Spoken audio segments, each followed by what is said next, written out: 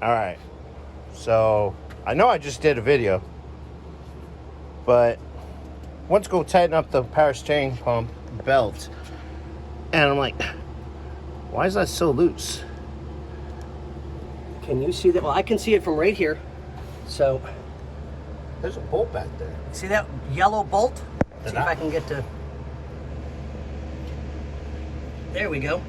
Not even bolted in. I didn't even loosen that. All I did was take this bolt and this bolt out.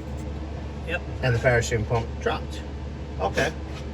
So, didn't think anything of it. Of course, I go to tighten up the belt and realize it's all floppy. And I'm like, why is it floppy?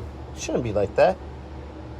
All right, well, I'm gonna take that belt back off real quick and see if I can get to that bolt and see if I can tighten it up and check everything else out. Yep. All right, guys.